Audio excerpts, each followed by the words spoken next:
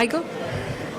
Good morning to all of you in this room on a beautiful morning in Berlin. I'm very glad to be able to introduce this session this morning and to speak a little bit about what I think about a good society and about social Europe. I think that it is of the utmost importance that the European Trade Union Confederation and the Pan-European Regional Council should work for the benefit of the whole world to maintain, improve and develop our social model. A social model to make a good society is made of good social protection, good public services and good industrial relations, including, of course, free trade unions and trade unions that negotiate good agreements. That's what we are, all of us, standing for.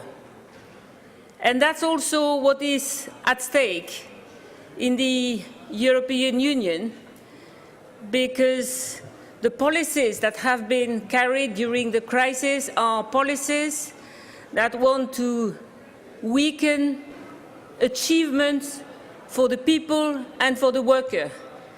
And that's what we are not going to accept. We are and we will be fighting back. And it will be very, very important that we should not give up. We have made progress. More and more people understand that austerity is not working, that competing on low wages and bad working conditions is not the solution for the future. We have to make progress to change the narrative, to make people understand that we are going to the wall if we continue such policies. We are here in an international trade union congress, and it is very important that the European trade union movement should be supporting also all those unions in the world who are fighting for free trade unions, for better working conditions and for the protection of workers. To those of you who belong to the European Union, we have on Sunday, we have elections.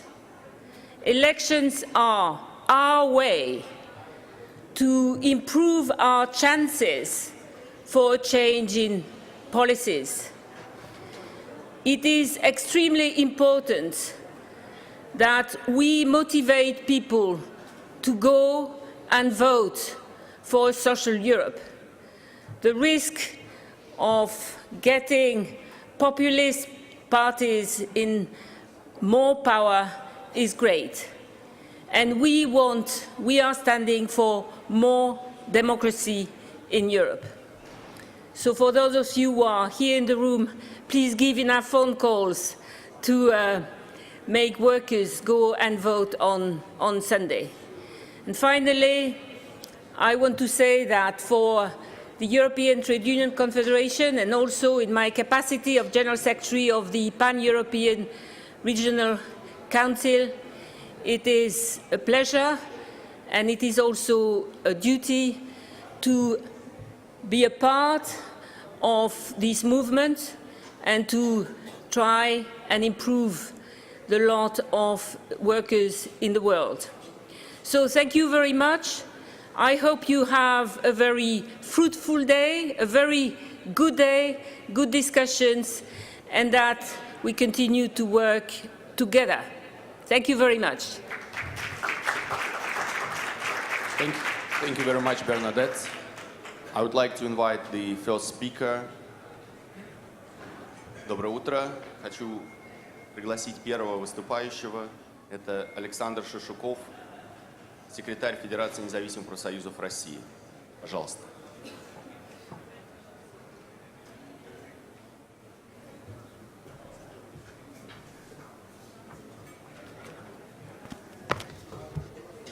Добрый день, уважаемые коллеги.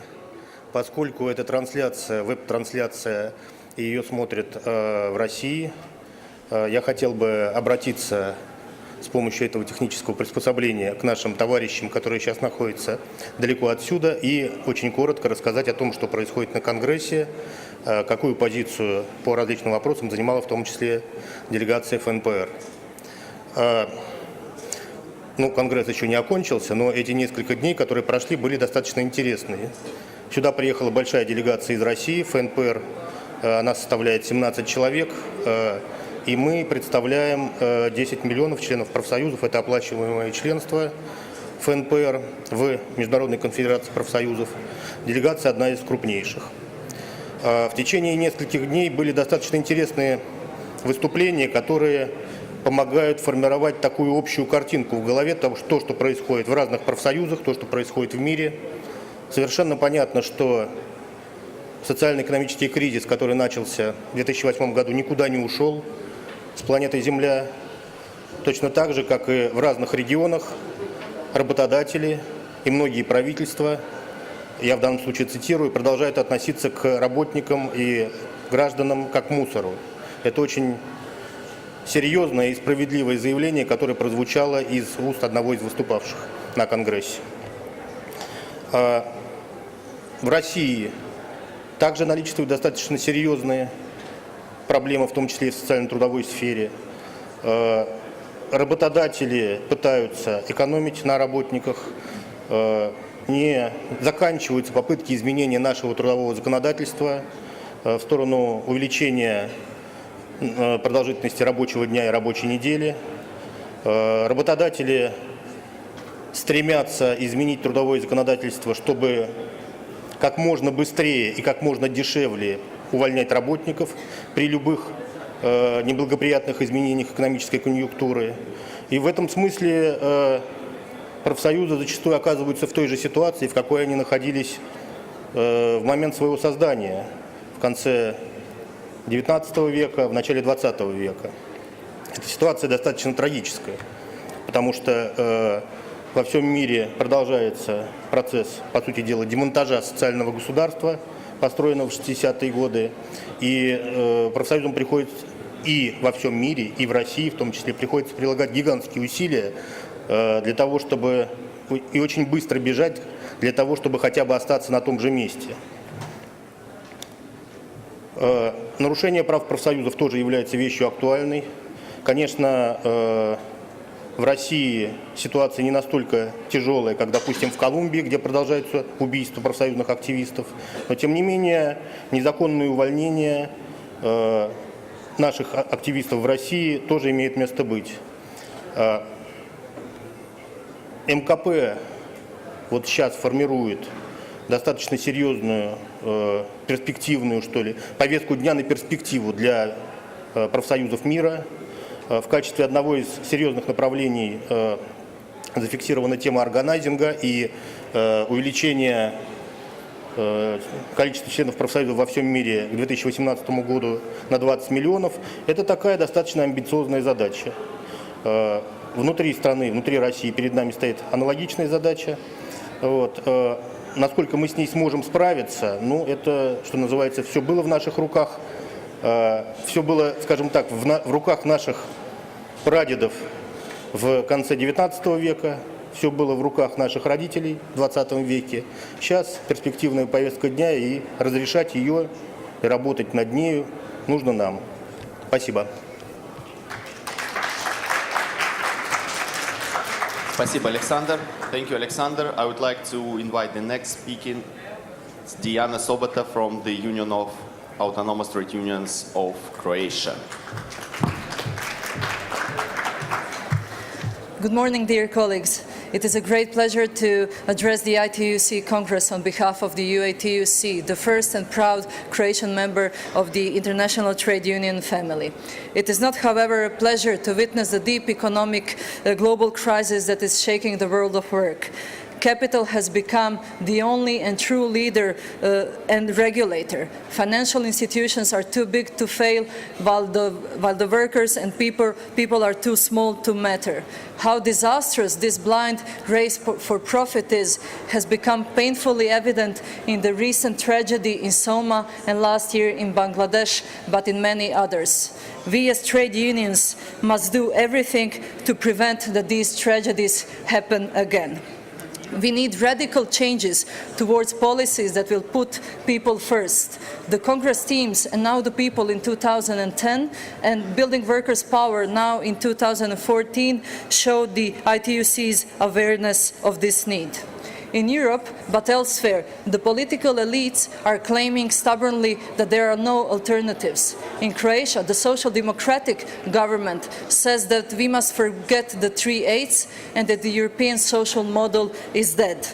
Deregulation of the labor and social legislation is a civilizational step backwards, which undermines the achievements of the 100-year-old fight of workers and trade unions and leads to increased inequalities and poverty. Competitiveness and economic growth have no purpose if they don't lead to higher working and living standards of broader categories of workers and citizens. We as trade unions must show that Europe doesn't make sense if it's not social. The European Parliament elections that are going to be held this weekend are a unique opportunity to ensure this social Europe. As the most organized part of the civil society with the vision of society of stability, equality and justice for everyone, trade unions are exposed to brutal attacks. In such conditions of total insecurity and fear, our unique mobilizing capacity has been put under threat. There is a great responsibility on trade unions. We have to lead the new way. We have to be the new leadership which will return a human face to the economy and restore the necessary balance. To succeed, we need to strengthen ourselves to be able to be true representatives of broad social interest and to be promoters of human rights and democracy. We can and we must empower ourselves through building and organizing our action capacities and our organizing capacities. There is no alternative to organizing. It is a key precondition for the survival of trade unions, but also for preservation and improvement of fundamental rights. We have to attract new members by addressing the new needs of new categories of workers. We must devote special attention to the oppressed, underpaid and vulnerable categories of workers such as young women, migrants and those employed in informal economy. Better, more equal, more just place in society and labor market is not a privilege but a necessity and a deserved right. It is time that we as trade unions become more powerful and more inclusive. It is also time for strategic partnerships with other actors who promote similar values and similar interests. In this regard, my trade union confederation, the UATUC, has made significant progress in Croatia. Building Workers' Power is the Congress theme of this Congress, but also the reason of our existence. The UATUC is fully committed to this task. It is only so united that we can continue to fight for decent work and life globally, and solidarity, unity and effectiveness have to be the basis of our work. The ITUC is one power, one voice that needs to represent a powerful counterweight to the interest of capital. The global capital requires the global response and the ITUC is here to provide it. I'm convinced that at this Congress we will adopt important decisions that will be an important tool in our hands, and it is up to us to use it. 335 trade unions have to become trade unions without borders, which are able to solve all problems and overcome all obstacles. Together we are stronger. Thank you very much. Thank you very much, Diana. Our next speaker is Ton Heers, FNV Netherlands.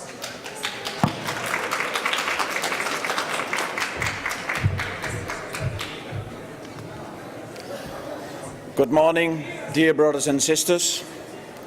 We are gathered here in Berlin with 1,500 women and men. We did not come here for coffee and German pretzels alone. We did not come here just to say yes to the Congress documents.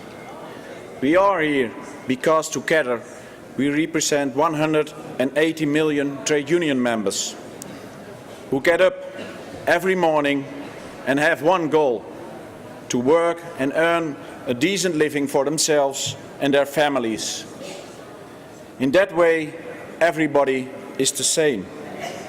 But for some of us here today, this is a lot more difficult. Some of us, like our brother from Belarus, cannot work without the fear of being threatened. Some of us cannot work without fear of being intimidated. Some of us fear for their lives on a daily basis. And even in the Netherlands, where people are relatively well protected, several people have been threatened, suspended or fired because of their work for the union. For example, Jacqueline Kesning, a mechanical operator in a company of construction cranes, chose to join a strike with a few hundred of colleagues, and she was fired consequently. That is why next month at the ILO conference we will fight with all our strength to protect our right to strike. So our Jacqueline can go on a strike if she wants to. And so your Jacqueline can keep on protesting for a better life. And so we can execute our basic rights to collective bargaining and strike if it is necessary, for decent work and equal rights for domestic workers, and to support the actions of I2UC towards FIFA next month. We will continue our national actions for better working conditions in Qatar. Dear brothers and sisters, only together we can fight this kind of injustice, slavery and misbehavior of governments and large companies. Together we are strong. For this fight we need solidarity and unity. For this fight we need active members. And for this fight we need more members. Union growth. To grow, every one of us had their own path. Common ground is we have to change our unions. We have to change to meet the challenge of organizing and campaigning. Organizing and campaigning are essential to attract people to the union. Through organizing and campaigning we have booked success in cleaning and care, for example. But we need to do more. So we as FNV, the largest trade union in the Netherlands, have asked our 1.1 million members to cast their vote for a new president. And we have installed a members' parliament with 108 members who have been elected by their own colleagues in the sector. This new direct influence makes it easier, so my colleagues of members' parliament tell me, and easier to attract new members amongst their co-workers. And for the first time in years, the decline in membership is coming to an halt. Brothers and sisters, active members, change and union grow are essential. Today, more than ever. Together we fight precarious work. We fight poverty and inequality. Together we fight unemployment. For decent work and a decent living for all. This Congress is not the end. It's the beginning of building strong unions. Together!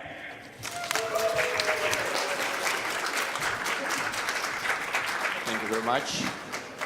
Our next speaker is Diomedes Diomidou, Diok, Cyprus.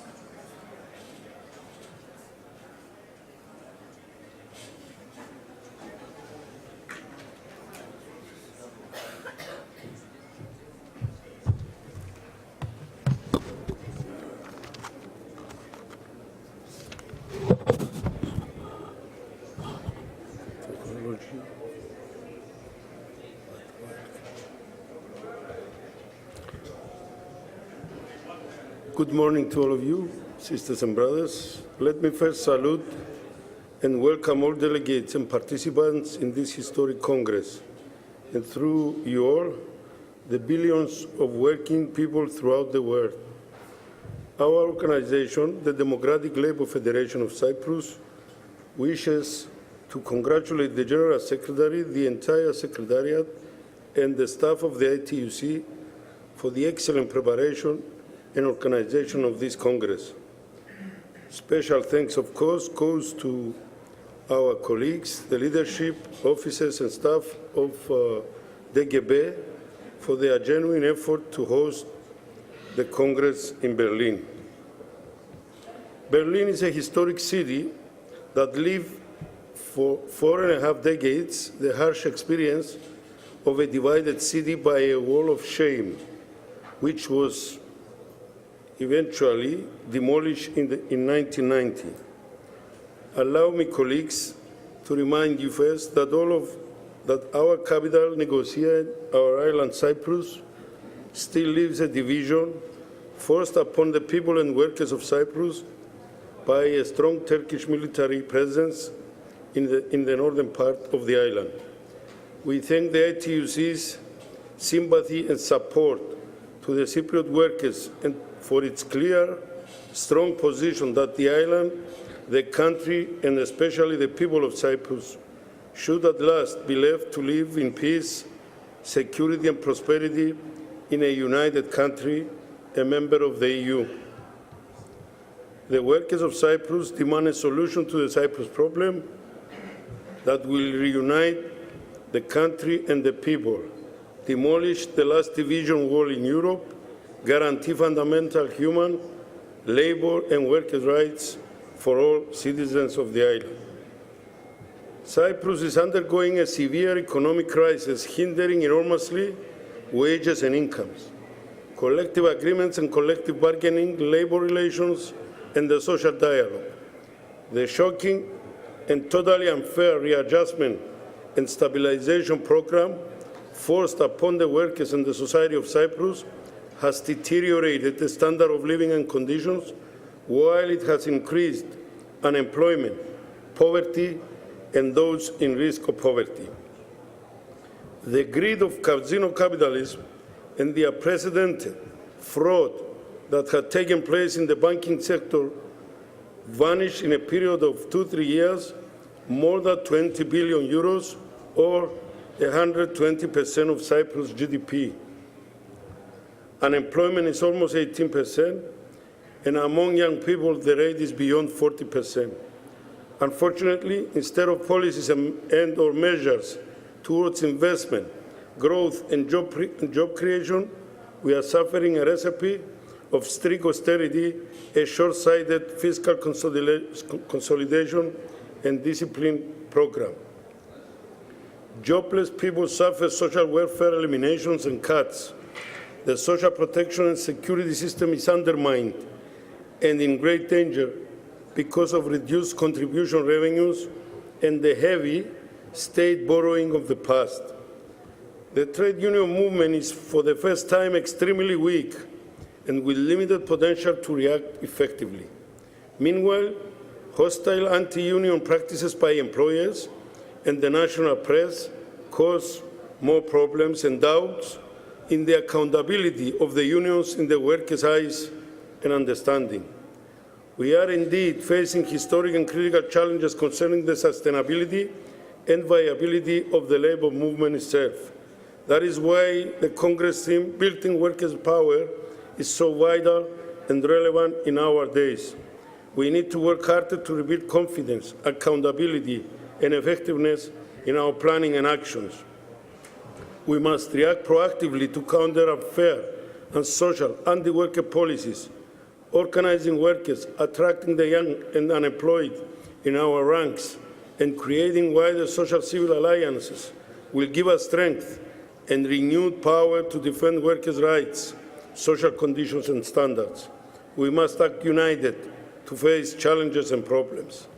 All ITUC affiliates are in great concern for Europe's current direction and the imminent and clear threat against the European social model due to neoliberal policies. That is why we have been conducting a strong campaign for a new path for Europe, for investments, growth, and job creation in the EU. This campaign raises the voices of European workers to the EU and all other relevant institutions for social justice, labour and human rights of the working class.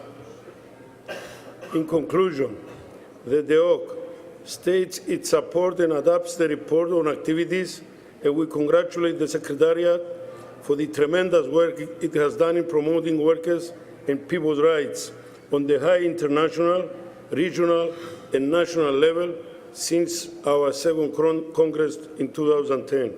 We finally welcome the draft Congress documents presented for discussion and deliberation. We find all documents a sound base offering a perspective on which we should discuss and agree for our collective work in the coming years. Let me lastly express a huge bravo for the exciting, innovative spirit and experience for a paperless Congress. Viva ITUC, united we are strong. Thank you. Thank you very much, Demides. I would like to remind that we have 4 minutes to speak, so please try to be concise. I don't want to cut anyone. There is a clock there which shows how much time you already used. And it's a pleasure to invite the next speaker. It's the president of the BSPSC, Albania, Gizim Kalaya.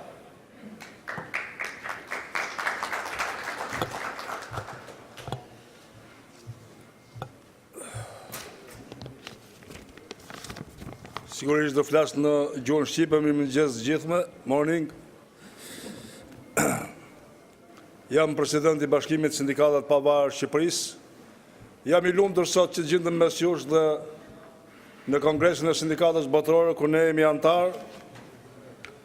Njëkohësisht, ky kongres dha mesazhin për gjithë sindikatat të botës në drejtim të solidaritetit, kontratave të punës, të cilat janë shumë të rëndësishme dhe të punës informale.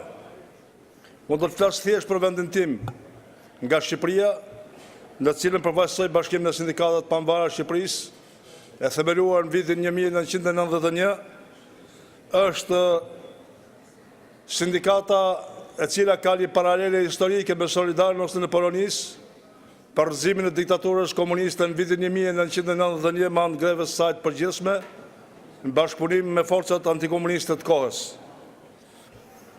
Në vendin tim është nënshkruar një marrëveshje midis qeverisë shqiptare dalë nga zgjedhjet 23 qershorit të Fondit Monetar Ndërkombëtar. Mendoj se është shqetësuese dhe është dërmuese për çdo qytetar dhe punonjës të Shqipërisë, sepse qeveria ekzistuese e dalë nga zgjedhjet të 23 qershorit ka marrë një borxh për 335 milion eurash, në cilët Fondi Monetar Ndërkombëtar ka kushtëzuar për ngritjen e moshës të pensionit, të daljes në pension që tashmë ka filluar për burrat dhe për gratë, për ngritjen e çmimit të energjisë elektrike e cila do të fillojë në muajin janar të vitit 2015 dhe për vendosjen e 21 takseve të reja të cilat do të randojnë mbi çdo qytetar dhe mbi çdo punonjës të Shqipërisë. Në Shqipëri aktualisht është bllokuar dialogu social, I cili është një nga parametrat kryesorë të funksionimit të demokracisë. Ashtu si shtatet dje ministri I punëve të jashtme të Anglisë, që nëse një qeveri e një vendi nuk dëgjon sindikatat, demokracia në atë vend ka një rikthim prapa. Këshilli Kombëtar I Punës është një këshill kombëtar informal dhe partijak, I cili nuk funksionon, nuk zgjidh asnjë problem të punonjësve të Shqipërisë dhe në këtë kohë nuk ka asnjë konstatim nga anëtarët e Këshillit Kombëtar të Punës në të gjithë problematikën që shqetësojnë sot punonjësit e Shqipërisë.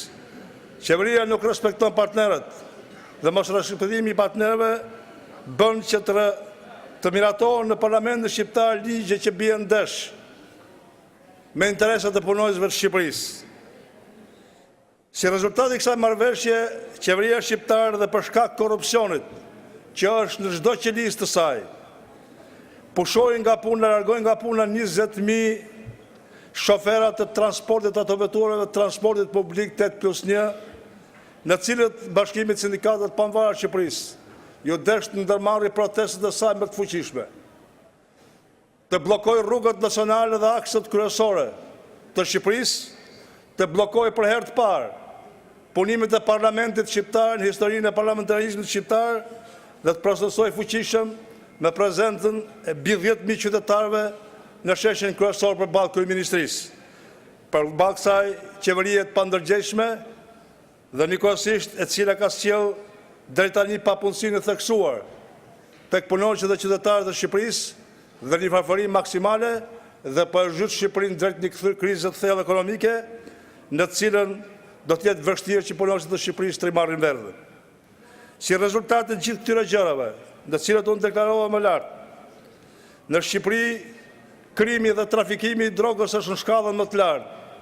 Papunësia ka arritur në 17.9%. Krimi dhe trafikimi i drogës ka kapur strukturat e specializuar dhe strukturat kryesore të qeverisë shqiptare.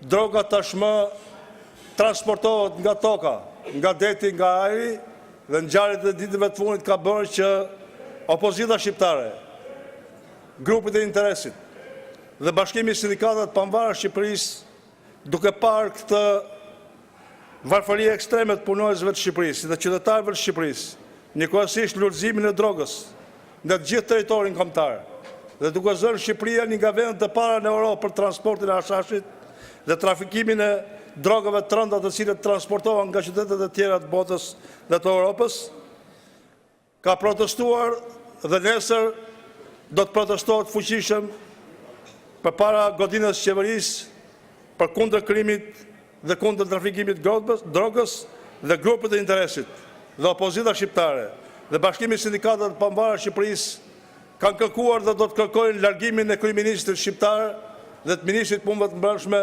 si më e keqja e qeverisë shqiptare dhe popullit shqiptar gjatë një historisë 23 vjeçare. Ne besojmë te ky kongres i sindikatës botërore se do të influencojë fuqishëm në të gjithë lëvizjet sindikaliste të Shqipërisë, do të mbështesi dhe do të parahapi si një mesazh fuqishëm solidaritetin midis sindikatave shqiptare dhe duhet të sigurojë se anëtarët e Bashkimit të Sindikatave të Pavarura të Shqipërisë, si një nga institucionet më të mëdha sindikaliste në Shqipëri, do të mbështesin plotësisht, siç kanë mbështetur deri tani, Konfederatën Botërore ku ata bëjnë pjesë dhe duhet ju përshëndes juve të gjithëve që jeni në këtë sallë dhe ato që janë në këtë sallë në emër të Bashkimit të Sindikatave të Pavarura Shqiptare dhe të Bashkimit të Sindikatave të Pavarura të Shqipërisë. Ju falenderoj.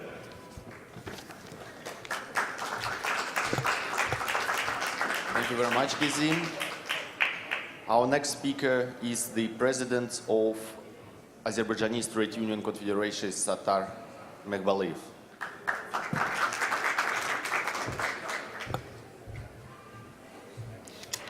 Доброе утро, уважаемые участники съезда. От имени профсоюза Азербайджанской Республики позвольте мне передать солидарный привет и пожелать успехов в работе Третьего съезда Международной конфедерации профсоюзов. Уважаемые коллеги, со дня своего создания в новой структуре Международная конфедерация профсоюзов стала последовательно осуществлять свои основные функции сторонникам международных профсоюзных ценностей, выступает за сильное, солидарное профсоюзное движение.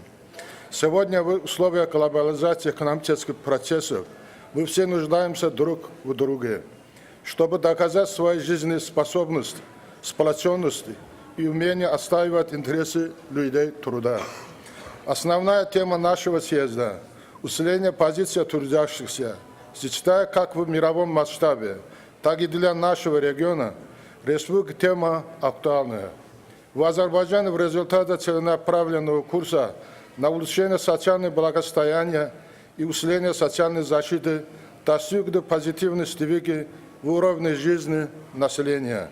По сравнению с 2008 годом доходы населения в 2013 году возросло на 81,6%, а на душу населения увеличился на 61,7%. Составили в среднем месяце 336 манатов или $432 США. Уровень среднемесячной заработной платы наемных работников повысили на 54% и составит 423 маната или $542 США. Достигнуто в 2013 году успех в экономической сфере отмечены представленными международными структурами. Так, Давосский Всемирный экономический форум определил 39-е место азербайджанской экономики по конкурентоспособности. В достижении этих результатов большая роль принадлежит и профсоюзу Азербайджанской Республики. Конфедерация профсоюза Азербайджана недавно отметила свое 20-летие. За этот период много достигло в развитии профсоюзного движения, укрепление конструктивного диалога государства и профсоюзов, усиление позиции трудящихся. Основываясь на этой позиции, по инициативе профсоюза Азербайджана в первых странах СНГ в Трудовой кодекс Азербайджанской Республики внесены изменения и дополнения, где расторжение трудового договора с работником по инициативе работодателя предусмотрено осуществлять лишь с предварительным согласием профсоюзов. За последние годы по инициативе и участию профсоюзов в Трудовой кодекс Республики внесено более 60 дополнений, расширяющих права профсоюзов и усиливающих позиции трудящихся. Конфедерация профсоюза Азербайджана много сделано для развития коллективного договорного регулирования трудовых отношений. Систематизированы основные задачи, принципы организации социального диалога. В целом на предприятиях и организациях нашей республики, где действуют профсоюзы, почти повсеместно права и интересы наемных работников защищены через заключенную в рамках Трудового кодекса Азербайджанской Республики коллективные соглашения и договоры. Однако сегодня коллективные договорные процессы в транснациональных компаниях складываются не в пользу наемных работников. Для руководства большинства этой компании характерно яркое выражение антипрофсоюзной направленности. Отношения с местными специалистами здесь складываются не всегда гладко. Работодатели всячески препятствуют созданию профорганизации, ведению коллективной договорной работы. За последние годы нами проведена значительная работа среди профактива по изучению и применению в практике работы трехсторонней декларации принципов, касающихся многонациональных корпораций и социальной политики МОД. Благодаря этому из года в год расширяется членская база профсоюзов в транснациональных компаниях. Отмечаю сегодня значительную работу Международной конфедерации профсоюзов в повышении жизненного уровня населения. Мы в частности называем одно из его направлений проблем неформальной экономики. Благодаря специалистам НКП и МОД мы реализовали обучающий проект для профсоюзного актива неформальной экономики в профсоюзе, в ходе осуществления которых были проанализированы проблемы неформальной экономики в молодежной и гендерной политике, борьбы с дискриминацией в этой категории экономики. Осуществление этого проекта имело большое значение для повышения имиджа Международной конфедерации профсоюзов среди профсоюзных активов нашей страны. В ближайшие годы в рамках задач, поставленных перед профсоюзом, мы планируем, объединив усилия с правительством республики, Международной конфедерацией профсоюзов, Международной организацией труда, достигнуть лучших результатов в ликвидации неформальной экономики в стране. Завершая свое выступление, считаю возможным обратиться к руководству конфедерации с следующими пожеланиями. Способство социальному диалогу МКП из международного опыта может показать пример успешного ведения социального диалога для достижения как традиционных, так и новых целей. Содействовать членским организациям в изучении международного опыта по внедрению системы страхования от безработицы и разработать аналитические и рекомендательные материалы в этой проблеме. Друзья, коллеги, многогранная работа Международной конфедерации профсоюзов сегодня имеет большое значение. Являясь организацией профсоюзной, она во все годы своей деятельности оказывает нам содействие в нашей работе по подготовке и обучению профсоюзного актива. Отвечая на все возникающие проблемы, вопросы, за то, что мы выражаем свою благодарность специалистам конфедерации. Большое спасибо за внимание. Спасибо большое, Сатар. Наш следующий выступающий – председатель Белорусского конгресса демократических профсоюзов Александр Ярошук.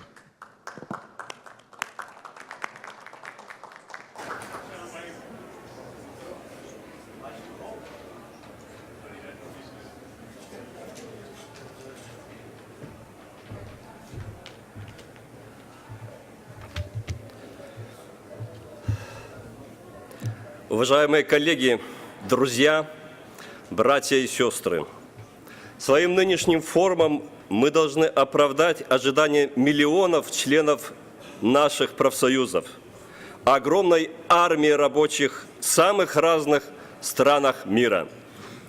Профсоюзное рабочее движение встретилось с уникальным вызовом, поразившим международное сообщество системным кризисом. И мы обязаны найти ответы на этот вызов, способные обеспечить не только будущее профсоюзов, но и трудящихся во всем мире. Мы являемся свидетелями и участниками мучительного процесса перестройки миропорядка. Трудно сказать, каким будет завтрашний мир, но ясно одно – он должен стать более справедливым, чем тот, в котором мы живем. Ибо одной из главных причин, породивших кризис, стала политика, повлекшая формирование глобальной несправедливости в распределении создаваемых благ. Львиную их долю присвоила себе небольшая кучка финансовых и банковских олигархов, оставив тем, чьими руками создаются эти блага, рабочим лишь крохи с барского стола. Профсоюзы с этим никогда не согласятся, поскольку вся их история стала проявлением могучей воли рабочих построить справедливый мир. Профсоюзы были и остаются единственным общественным организмом, производящим уникальный товар под названием «справедливость». Товар, который стал в наше время острым дефицитом. Восполнить его без участия профсоюзов невозможно.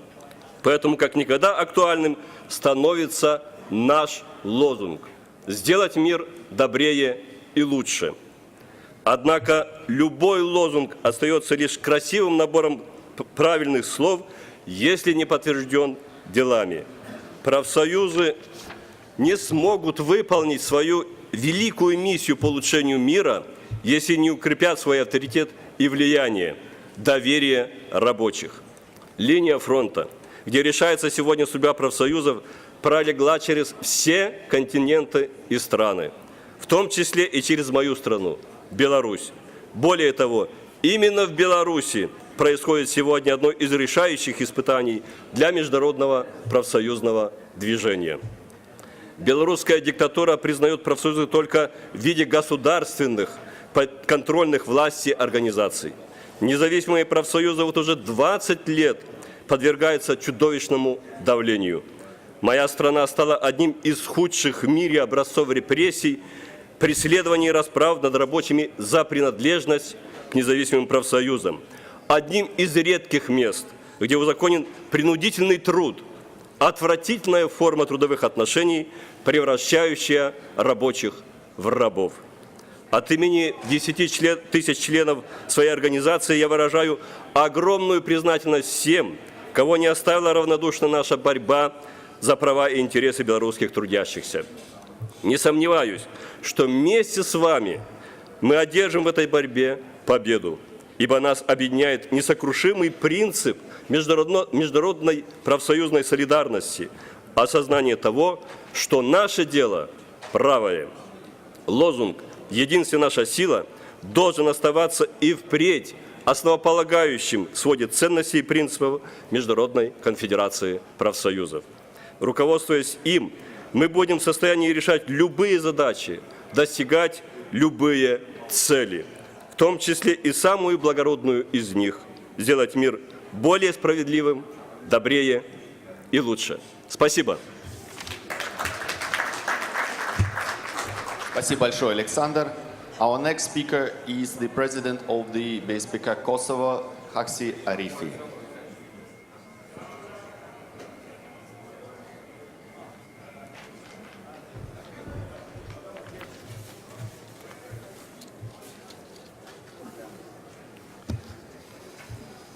Së pari, ju falenderoj për mundësinë e pjesëmarrjes së BSPK-s në punimet e Kongresit të ITUC-it këtu në Berlin. Rritja e organizimit sindikal, realizimit të drejtave të punëtorëve dhe krijimi i vendeve të qëndrueshme të punës janë tri motot me të cilat ky Kongres po i zhvillon punimet këtë vit. Këto janë probleme me të cilat sot ballafaqohen punëtorët edhe në Kosovë. Faza e tranzicionit që nga shpallja e pavarësisë në vitin 2008 në kombinim me një politikë neoliberaliste kanë rezultuar me një numër të madh të papunëve dhe rrjedhimisht edhe në dobësimin e organizimit sindikal. Trend ky që duket po dominon edhe në sindikatat evropiane dhe botërore. Nuk është e nevojshme të theksoj se dobësimin e organizimit sindikal sjell me vete edhe dobësimin e sindikatave që është edhe në interesin e politikës neoliberaliste ose neoliberale. Nga përvoja dhe nga kontaktet që kemi ne si Bashkimi Sindikatave Pavarë të Kosovës me sindikatat e ndryshme në Ballkan dhe në Europë, kemi ardhur në përfundim se domosdoshmërisht duhet të ndodhë një ndryshim radikal në qasjen e organizimit sindikal në tërë Evropën. Derisa në Bashkimin Evropian kemi shtete që kanë ligje shumë të avancuara për mbrojtjen e të drejtave të punëtorëve, apo kontratat kolektive shumë të mira, në anën tjetër kemi shtete ku këto ligje nuk ekzistojnë fare apo nuk funksionojnë dhe mekanizmat për zbatimin e këtyre ligjeve thjesht mungojnë. Ne mendojmë se rritja ekonomike e secili shtet nuk duhet të jetë në funksion të kapitalit, por në interes të punëtorëve dhe kjo shkon edhe në dobi të kompanive. Organizimi sindikal i jep punëtorëve fuqinë kolektive, karshi punëdhënësit kundrejt ligjeve të punës që individualizojnë dhe trajtojnë punëtorin si individ, ndërsa organizimi i mirëfillt sindikal e jap fuqinë e duhur, e cila fuqi ndihmon edhe punëdhënësit, kompanitë që kanë të bëjnë me punëtorë të organizuar detyrimisht do të zhvillojnë strategji afatgjata dhe do të jenë bashkë me punëtorin e jo kundër tij. Kjo në aspektin e afatgjat vetëm sa do të ndihmoj në rritjen dhe zhvillimin e këtyre kompanive e me këtë edhe mirëqenien e punëtorëve. Me qarkullimin e lirë të njerëzve brenda Bashkimit Evropian, janë shtuar edhe mundësitë e keqpërdorimit të fuqisë punëtore nga vendet më pak të zhvilluara në vendet me ekonomi të zhvilluara, duke shkaktuar edhe fenomenin e dumpingut të pagave. Ky fenomen sjell me vete edhe probleme tjera si humbjen e vendeve të punës dhe zvoglimin e pagave. Jam i bindur se një partneritet social mes qeverive dhe sindikatave është çelësi i vënies në jetën në tri motove të këtij kongresi. Krijimi një platforme komunikuese dhe bashkërendimi i aktiviteteve mes sindikatave dhe shtetet e Bashkimit Evropian do të ishte një fillim i mbarë. Trajnimet të ndryshme për sindikatat në shtetet që gjenden në tranzicion do të ndihmonin shumë në forcimin dhe pavarësimin e këtyre sindikatave. Përvoja juaj shumëvjeçare do të na shkurton të rrugën tonë në formësimin e sindikatave të fuqishme me antarësi të fortë që do të mbronte dënësisht të drejtat e tyre. Në fund, ju dëshirojmë mbarvajtje të punëve në Kongres dhe shumë suksese në luftën tonë të përditshme drejt forcimit të sindikatave, realizimit të drejtave të punëtorëve dhe krijimin e vendeve të qëndrueshme të punës. Me ju në solidaritet gjithë punëtorët nga Kosova. Faleminderit. Thank you very much, Aksi. Unfortunately, the initially planned speaker is not here, so I would move forward, and I would like to give floor to President of the KSSH Albania, Kol Nikolai.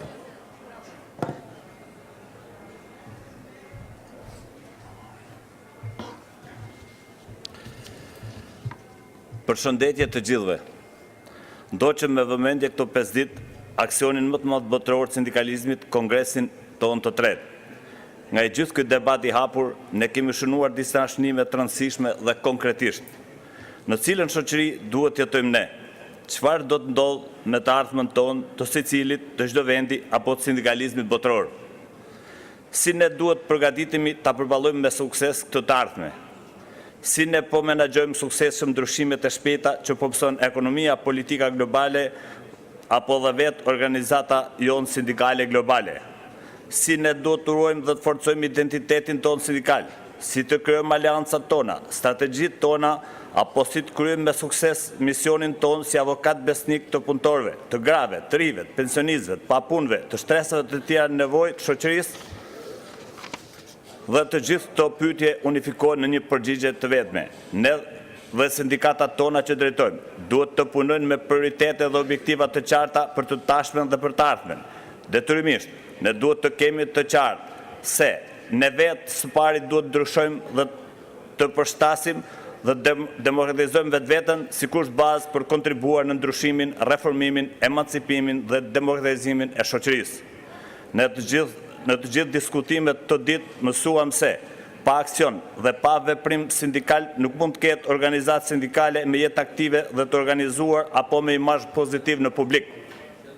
Ne duhet punojmë me përkushtimin e devotshmëri që organizatat tona sindikale të dalin nga formaliteti apo gjendja stagnacionit, nga drejtimi anemik dhe pa ide, pa forcën dhe energjinë e nevojshme, pa autoritetin dhe vizionin e duhur bashkëkohor dhe kur nuk duhet të spekulojmë në emër të vlerave tona apo të pavarësisë sonë. E gjithë veprimtaria dhe aksioni ynë sindikal duhet të udhëhiqet nga parimi I legitimitetit e solidaritetit në vendimmarrje. Ne duhet që të garantojmë shanse të barabarta për gjithë anëtarët tanë, për gjitha shtetet apo rajonet tona, me qëllim që të balancohet aktiviteti dhe veprimtaria sindikale, por dhe të forcohet uniteti e solidariteti si parime themelore të lëvizjes e misionit tonë sindikal. Pas këtij kongresi ka ardhur momenti, më shumë se kurrë, që ne të rrisim fuqinë tonë, duke reaktivizuar dhe sjellë në sindikat vlera të reja e njerëz të ri në të gjitha strukturat tona, me qëllim që të përmbushim me sukses misionin e funksionin tonë si përfaqësues të besuar të punëtorëve dhe si avokat besnik të interesave social-ekonomike të tyre, për një jetesë më të mirë sociale, për një punë dinjitoze dhe për një përparim dhe të drejtë shoqëror ekonomik e për paqe e stabilitet të garantuar rajonal e global. Konfederata e Sindikatave të Shqipërisë si metodë më efikase për të arritur këto suksese ka përcaktuar kualifikimin dhe trajnimin sindikal. Thelbi I kësaj strategjie është se dia është pushtet, është forcë, dhe se sa më shumë anëtarë funksionarë disponojnë dije dhe njohuri, aq më I madh do bëhet pushteti dhe forca realizuese e sindikatës. Kjo ka bërë që Konfederata e Sindikatave të Shqipërisë të jetë organizata më e madhe dhe më organizuar jo vetëm në Shqipëri, por në gjithë rajonin e Ballkanit perëndimor, duke qenë aktive jo vetëm në promovimin e një dialogu social produktiv, por dhe në organizimin e aktiviteteve gjithëpërfshirëse si grevat, protestat, mitingjet e tjera, duke bërë realitet rolin e përfaqësuesit legjitim të punëtorëve dhe jo vetëm rolin e ndërmjetësit të tyre me punëdhënësit si ndodh shpesh me sindikatat formale në rajonin tonë. Impakti ynë ka qenë shumë planësh, jo vetëm tek të drejtat e punëtorëve, por është trirë dhe më tej tek aspektet ekonomike dhe sociale e shoqërore të tyre.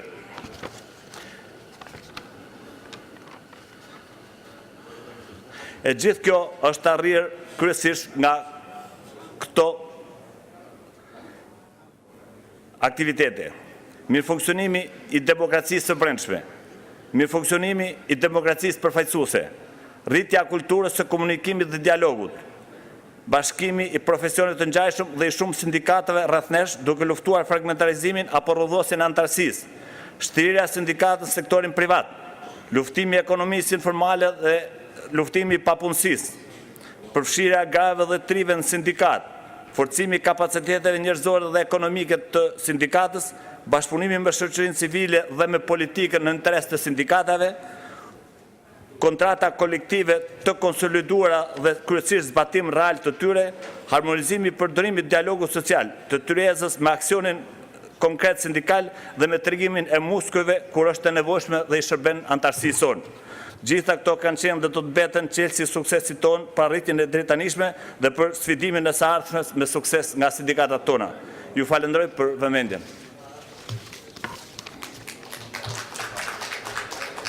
Thank you, Cole. I would like to invite Jorunn Berland, ES Norway.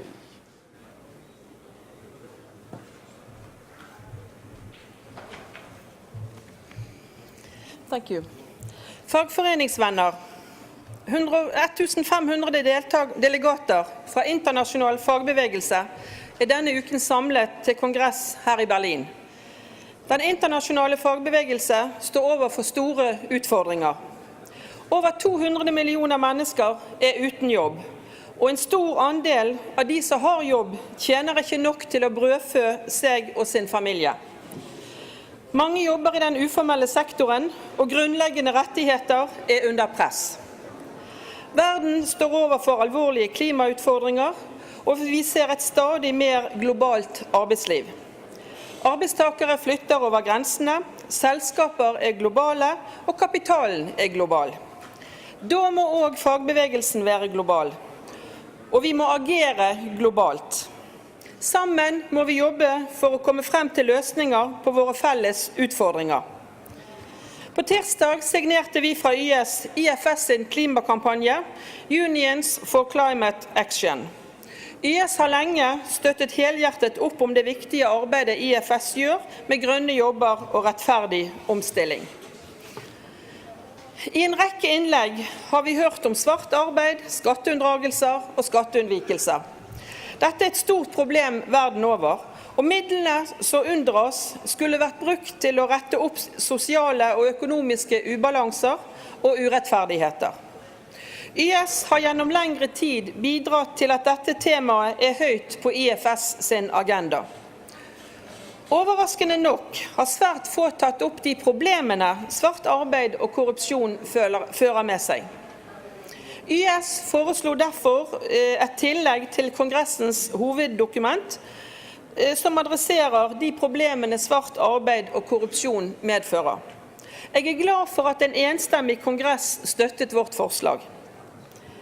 YS-deltakere har vært aktive på sosiale medier og i temadiskusjonene om bærekraftige jobber, arbeidstakerrettigheter og vekst i fagforeningene. Vi har fått en rekke sterke vitnesbyrd fra kolleger som har opplevd trusler, trakassering, undertrykking, vold og frihetsberøvelse. Sånn skal det ikke være. Mange føler seg forlatt av myndighetene. De opplever bokstavelig talt på kroppen at beslutningstakere prioriterer næringslivsinteresser fremfor arbeidstakernes rettigheter. På vårt hjemlige kontinent har mange land gjennomført smertefulle kutt i sosiale ytelser, ungdomsledigheten er skyhøy, og mange har over natten mistet hardt opparbeidede rettigheter som er opparbeidet over lang tid. Alt dette gjør meg enda mer overbevist om at den uretten mennesker verden over rammes av, må bekjempes av en samlet global fagbevegelse. Domestic workers, det vil si arbeidstakere som jobber i arbeidsgivers private hjem, har blitt inngående diskutert. Dette er stort sett kvinner, og de arbeider ofte under dårlige forhold. Og at det nytter å gjøre noe med denne situasjonen, det har vi også fått bekreftet denne uken. Et tema som burde vært høyere på agendaen her i Berlin er utdanning. Utdanning som grunnlag for økt sysselsetting, reduserte forskjeller i verden og som bidrag for å utrydde fattigdom. Særlig er det viktig å ivareta alle de millioner barn i verden som i dag ikke får skolegang. En av de store utfordringene for internasjonal fagbevegelse er organisering. I dag er kun 7% av verdens arbeidstakere organisert i frie fagforeninger. Vi vet også at hele 40% jobber i den uformelle økonomien, og vi må sørge for at disse får tryggere jobber. Men alt er ikke helt svart. Vi ser flere steder at nettopp en aktiv fagbevegelse bidrar til en positiv utvikling. Det gir grunn til håp. Og siden et av vårt forbund, BFO, har kongress samtidig med at vi er her, så sender jeg en spesiell hilsen til de. Takk. Thank you very much. I would like to invite our next speaker, Eva Nordmark, TCO Sweden. Colleagues and friends, I'm president of TCO in Sweden, and I'm very proud to be part of this Congress. A Congress that I believe will make our organization even stronger, with a joint force of millions of members. TCO is representing about 1.3 million members, well-educated and professional employees. More than 60% of our members are women. We have 14 affiliates, and 8 of them have a woman as their trade union leader, and I'm very proud to say that. Our members want the trade unions to play a proactive role in society and at the workplace. They regard the trade unions as a proactive actor that enables them to improve their own working life. We still have a long way to go to reach the ITUC target of 30% women in the decision-making bodies globally. We need to work hard to further enable women to have a job with a decent income and for the recognition and the implementation of human rights of women all over the world. Freedom of speech and free media is a key to free trade unions. I want to send a strong message to the government of Eritrea. The Swedish journalist David Isaak is detained in Eritrea since September 23, 2001, without a formal accusation and without a trial. All he did was to do his job as a journalist. David Isaak and other prisoners in the same situation earn their freedom now. As trade union activists, we can never accept that people are put to jail, are tortured or being persecuted for doing their job. Free David Isaak now. We strongly believe in unions as a key to sustainable economic growth, more jobs and decent work. Unions are the most important tool to avoid a development where labor is treated as a commodity. Unions are becoming increasingly important for gender equality, for human rights, and as a gatekeeper against xenophobia and racism. The trade unions are the strongest hope for millions of people to get a better life and to be able to live their dreams. This requires that our affiliations can organize people, that unions of today can prove their relevance in people's daily life. Increasing gender equality, negotiate higher wages, improving work conditions. We need to be present at the entire labor market, organizing beyond the traditional focus. Strong trade unions can never be taken for granted. Every generation must be convinced by their own experience that unions are a useful tool for improving their working life. The financial crisis has led to a huge increase in the number of precarious workers, lower wages, mass unemployment globally, and threats against trade union rights. Pushing back workers' rights can never be a solution. There are alternatives. Strong unions can be a proactive force to improve business competitiveness. The welfare state, education, collective agreements, and an active labor market policy creates high employment and a more sustainable economy. Colleagues and friends, strong trade unions make a difference, and our trade union dreams and our trade union solidarity don't know any national borders. Thank you. Thank you very much, Eva. Our next speaker on my list is Carlos Silva from UGTP Portugal. I don't see him here in the room. That's why I will move to the next one on my list. And it is Jan Egil Pedersen from Alone Norway. Please, welcome.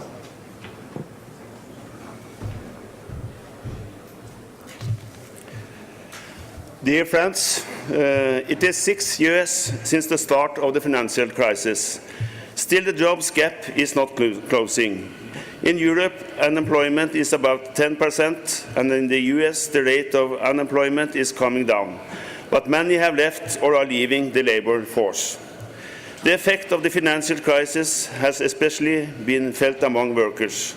In Europe, many have lost or are still losing their jobs due to austerity. There is a need to stimulate demand, especially public investment that can contribute to modern infrastructure, productivity and employment. There is also a need to improve the sustainability of public finances and to stop the trend towards higher inequality in many countries. Tax has now become a hot issue. An increase in the taxation of the rich can both contribute to reduction in inequality and improvement in government finances. The work of Thomas Piketty shows that the share of total income captured by the 10% with highest income has increased substantially the last decades in OECD countries. In the US, the share has increased from 8% to 20% in 30 years. Even the OECD and IMF say they are concerned about increasing inequality. Analysis from the IMF indicates that the increase in inequality in the US might have contributed to the financial crisis. Recently, IMF found that inequality reduces economic growth and that redistribution might help. In the 2013 Fiscal Monitor, the IMF said that in many countries there is a room for an increase in tax on top earners, and that in several countries this should contribute substantially to improvement of government finances. The IMF points at property and wealth tax as tools. This month, the OECD has pointed out that the reduction in taxes the last decades has been an important reason for the increase in income share of the rich. They mention inheritance tax as a possible instrument.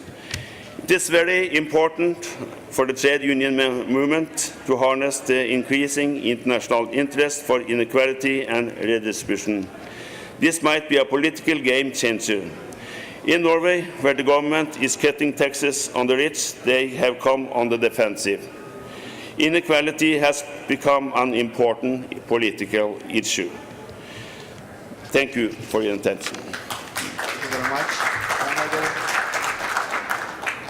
I would like to welcome our next speaker. It will be Mark Lemans, President of CC Belgium.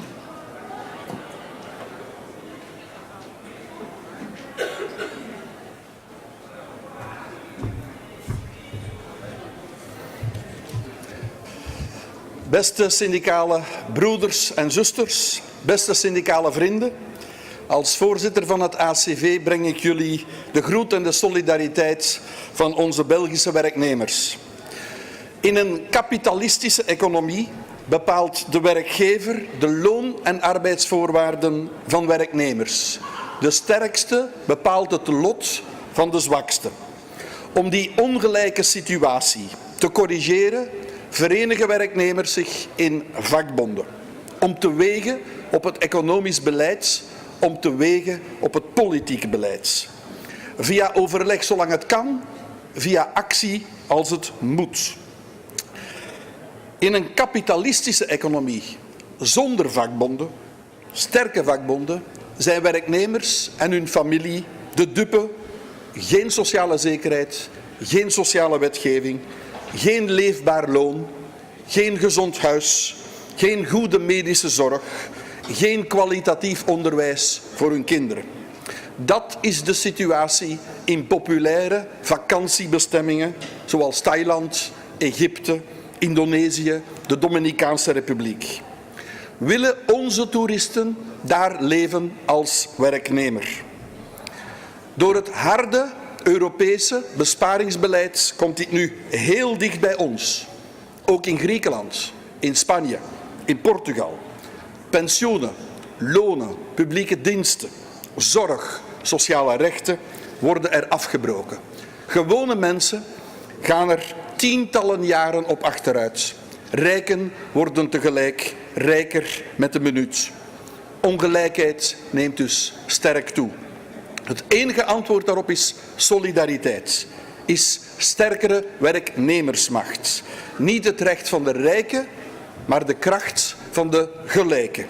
Het ACV blijft in België en in de wereld via het IVV en via de ILO maximaal inzetten voor gelijke kansen voor werknemers en hun gezinnen, omdat werknemers dat verliezen. Dank u. Chers frères, chères sœurs, chers amis, chères amilles, en tant que président de la CSC, je vous porte l'amitié et la solidarité des travailleurs de la Belgique. Dans une économie capitaliste, l'employeur décide des conditions de travail et salariales des travailleurs. Le fort détermine le sort du plus faible.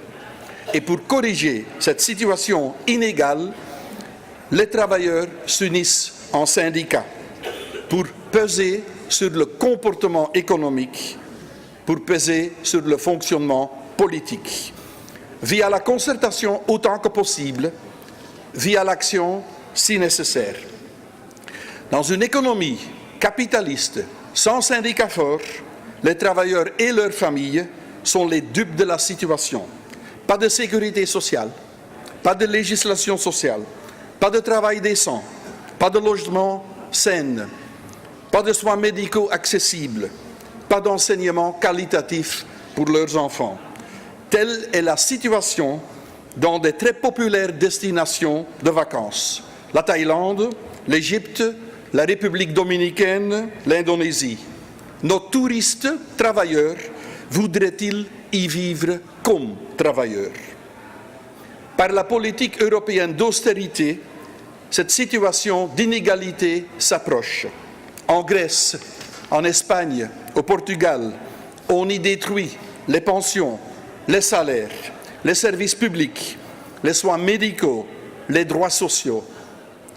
Des gens normaux sont rejetés en arrière pour quelques décennies et en même temps, les riches deviennent plus riches par minute. L'inégalité augmente énormément. La seule réponse est la solidarité. La seule réponse est plus de pouvoir aux travailleurs. Pas le pouvoir du riche, mais la force de l'égalité. La CSC en Belgique et dans le monde s'engage au maximum à travers la CSI, à travers l'OIT, pour des chances égales pour tous les travailleurs et leurs familles, parce que les travailleurs le méritent. Merci beaucoup. Merci beaucoup, Marc. I would like to invite our next speaker, Adolfo Munoz, Ella, Basque Country, Spain.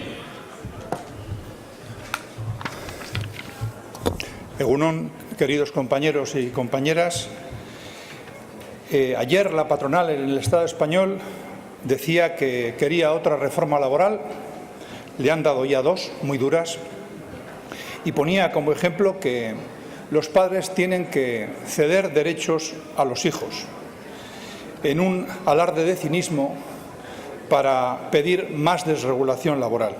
La patronal, la española, tiene la seguridad de que la ley le está dando absolutamente todo y actúa sin ningún tipo de vergüenza, exigiendo que la política le dé más. Sufrimos un ataque sistemático contra los derechos laborales, sociales, a favor de la privatización, destruyendo la negociación colectiva, porque el neoliberalismo, desde nuestro punto de vista, es hegemónico en la política. No hay rayas rojas, destruyen todo lo que pueden. Desde ese punto de vista, el pensamiento de Thatcher es verdad que murió, pero su pensamiento se ha clonado y está presente tanto cuando gobiernan los conservadores como cuando gobiernan los socialdemócratas, y tanto en los Estados como en el Parlamento Europeo. hay que decir que en el 70% de las votaciones en el Parlamento Europeo, conservadores y socialdemócratas han coincidido. Para Thatcher, destruir el modelo social europeo era destruir a los sindicatos. No toleran a los sindicatos si hacemos oposición. Y desde ese punto de vista nos parece un acierto tremendo que la CSI haya elegido como eslogan reforzar el poder de los trabajadores, porque nos ayuda a simplificar el trabajo que los sindicatos tenemos en el momento presente. No nos van a regalar nada, al contrario, en nuestra opinión, en los tiempos que corren y con el cinismo y la hipocresía que se extiende en la política, van a aprovechar el tiempo para aprovechar la oportunidad que ellos mismos han creado. Han convertido la crisis que ellos crearon en una oportunidad para desregular todo y van a ir a limitar aún más la capacidad de intervención del movimiento sindical, reformando todas las leyes necesarias que puedan. No toleran al sindicalismo si desarrollamos una función de oposición y nosotros pensamos que el movimiento sindical hoy, si algo tiene que hacer, es oposición.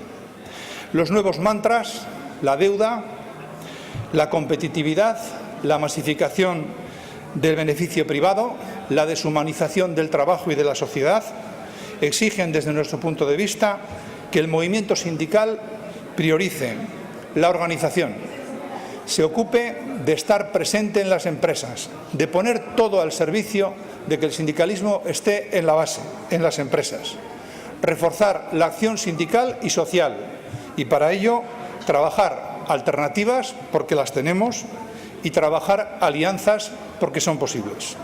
Y desde ese punto de vista, ser nítido en la crítica a la política que están desempeñando los gobiernos y no darles ninguna cobertura, no dar ninguna cobertura a aquellos gobiernos que con muchísima hipocresía hacen solo propaganda y se están dedicando a aumentar las desigualdades sociales, la pobreza y el paro. La regeneración de la política que nosotros necesitamos, que nosotros exigimos, va a venir de una actitud contundente por parte del movimiento sindical. Y desde nuestro punto de vista, repetimos, el movimiento sindical no tiene que dar ninguna cobertura a esos gobiernos. Gora nazioarteko sindikalismoa, gora borroka sindikala.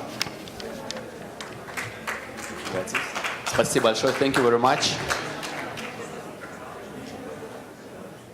I would like to invite our next speaker, Zoe Lanara from Greece, GSE. Please, Zoe.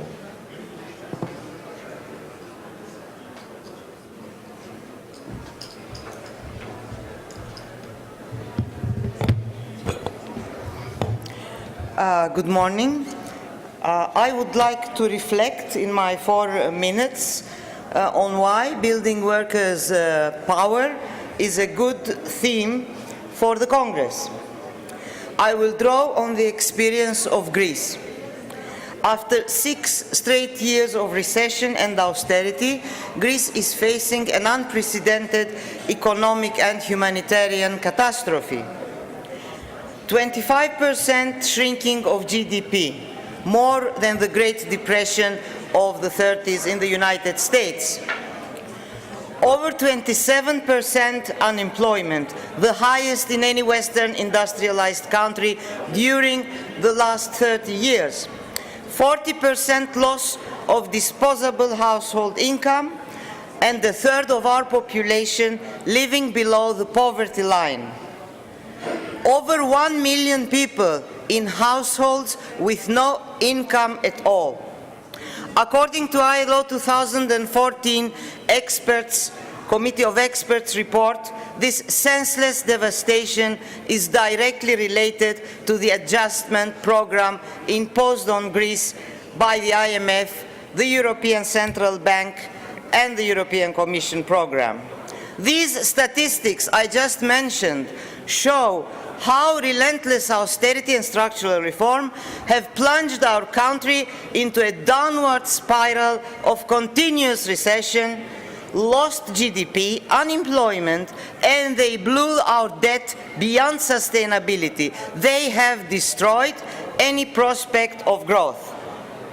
These programs harm the weakest in society. They are deeply flawed. They are ideologically flawed.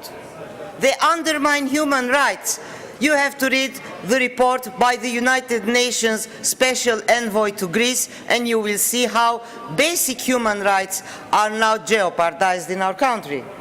According to the ITUC Global Index, Greece has now joined the world's elite of rights-violating countries. In just 4 years, Greece has become one of the worst places in the world for workers to live in.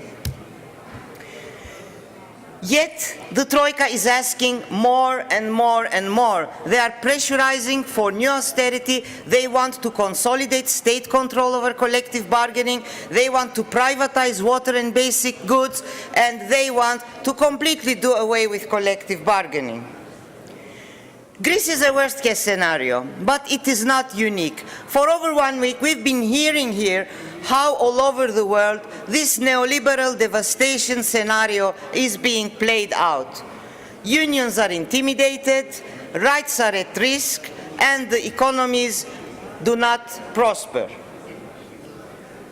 Our message from Greece is a message of resistance. It doesn't have to be that way. And I think a lot falls on our shoulders as trade unions. This neoliberal desert is not God-given. It is not by chance. It is not a natural calamity. We have to fight against it. There are alternatives. It's not easy, but our duty as trade unions is to be where the fight is and to be where the decisions are made, because sadly, this crisis, unlike other crises in the past, has not brought about it any change, any social transformation. Yet, as we saw at the ITUC polls, people all over the world want transformation and they don't trust the governments. Politicians are deaf to their pleas. This is why we need strong unions. This is why we need to build on worker power, because no trade union, no human being, no state, nobody alone, no collectivity on earth can face these challenges alone without solidarity and power. Thank you. Thank you very much, Zoe. I would like to invite Corinne Schreier from SGB Switzerland.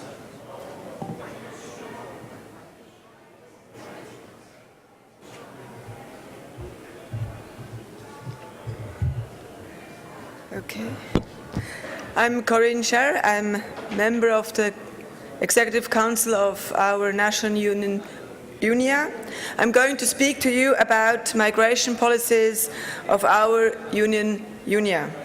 In UNIA, the largest union of the private sector in Switzerland, more than half of the members are migrant workers. That is more than the proportion of migrants in Switzerland, which is about 30%. This, of course, is very positive and is clearly a result of UNIA's migration policy and its work for and with migrants. So how do we achieve such a high membership? There are two answers to this question. First, there are specific structures. First, there are specific structures within the union and specific information and services for migrants. Secondly, UNIA promotes specific policies and action to improve migrants' living conditions and their integration in the labour market. Firstly, their own structures consist of regional groups and national migrant committee and conference. Migrants can put forward propositions in all national structures of UNIA and have a defined number of seats. And they are supported by regional and national migrant union offices, which is very important. This means they can develop their own ideas, their own positions, and influence and change union policies according to their needs and their ideas. This emphasis on participation is very important and forms the base of our migrants' identification and their union participation and activities.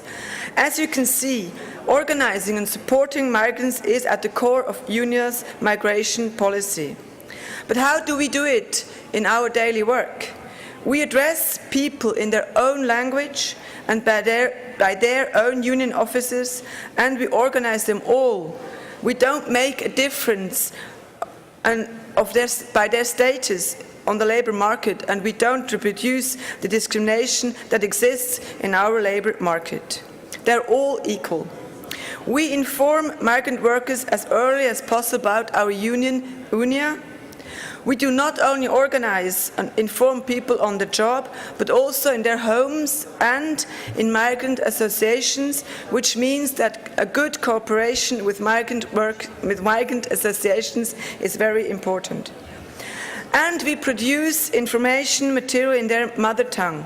To approach migrants and make them feel welcome and at home in the union is crucial, and they can read their information in their own language and speak in their own language to be understood, and that's important, especially when they haven't been long in Switzerland.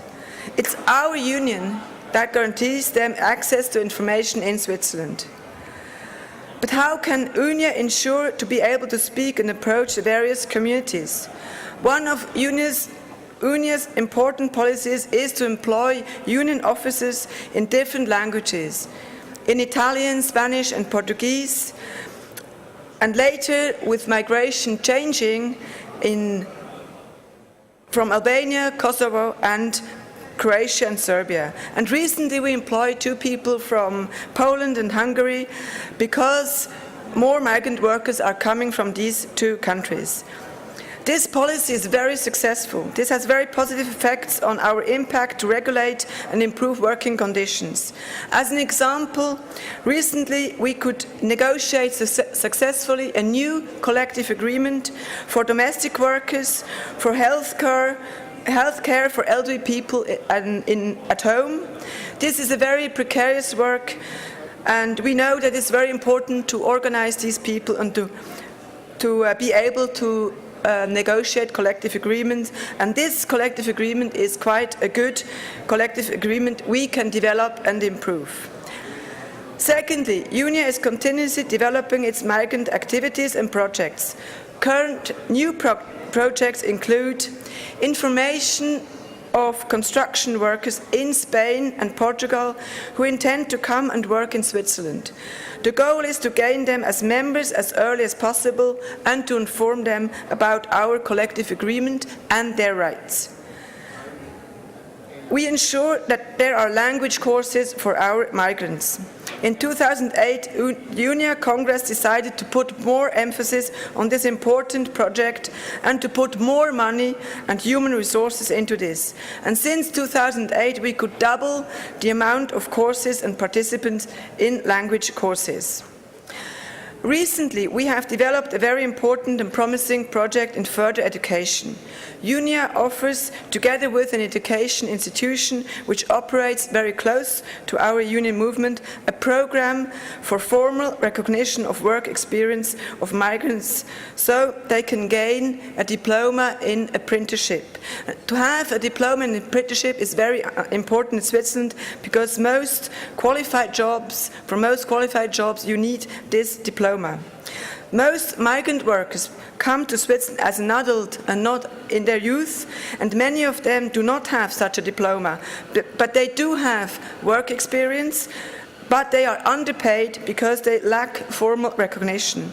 So not surprisingly, this new offer to actually get this diploma is widely appreciated, particularly by women, since the first course we offered 2 years ago was specifically designed for women from Portugal.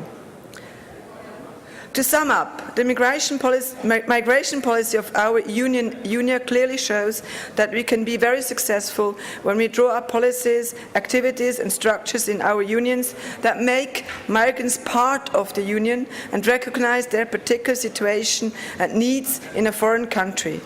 To be able to achieve this, the example of UNIA shows that you have to put human and financial resources into migrant policies and activities within the union to make it an important issue. Action, not words, count. But above all, the example shows that we have to put our mind and our heart into making unions a more welcoming place for migrants. Thank you very much. Thank you very much, Karin. Our next speaker, следующий выступающий, председатель Конфедерации свободных профсоюзов Украины Михайло Волынец. Our next speaker is President of the Confederation of Free Trade Unions of Ukraine. Братья и сестры, я представляю Украину. Это молодое государство из семьи бывшего Советского Союза. И главная сложность в нашей стране, с которой мы столкнулись, это проблемы организационного роста, где время от времени мы сталкиваемся с такими же проблемами, как развитие демократии, развитие независимых профсоюзов.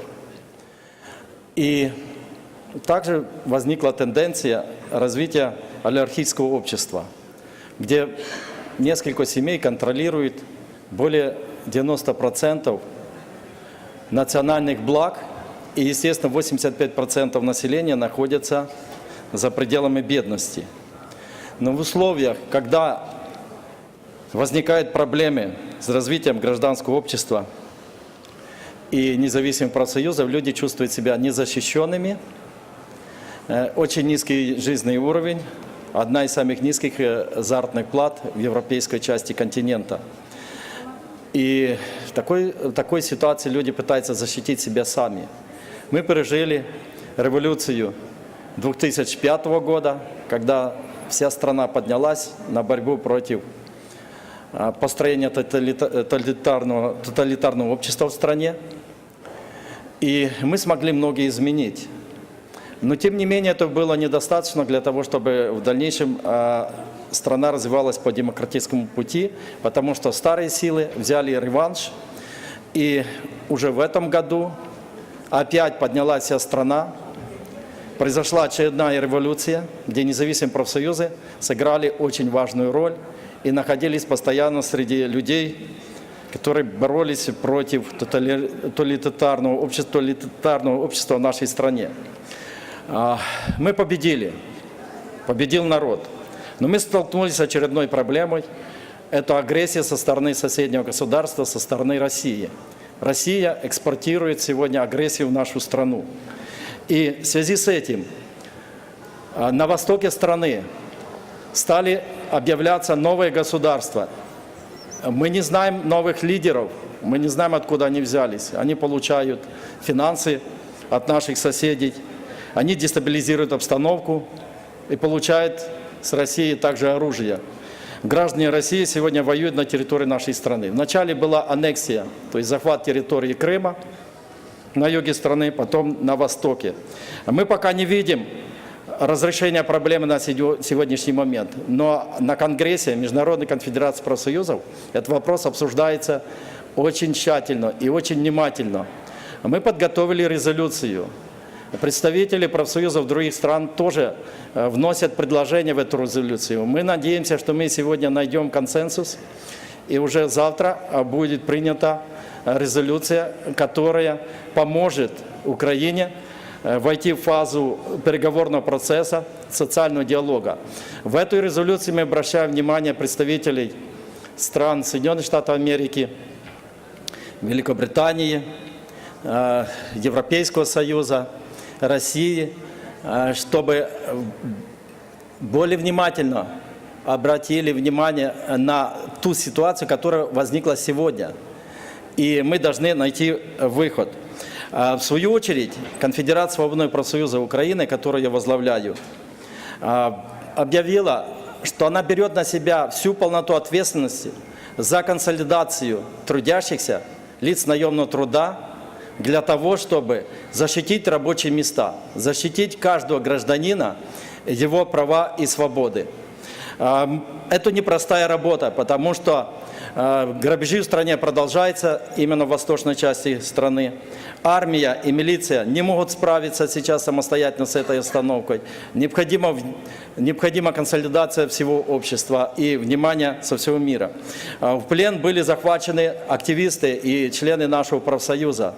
И их здоровью был нанесен очень серьезный ущерб. Этот вопрос тоже рассматривается на Конгрессе, и весь мир понимает, что страна катится к гражданской войне, и мы должны все вместе сделать все возможное для того, чтобы остановить насилие, чтобы остановить скатывание нашей страны к той войне, которую нас подталкивают извне. Спасибо за внимание. Спасибо большое, Михаил. I would like to invite Grigor Gradev, Executive Secretary of the PERC, to conclude this European morning session.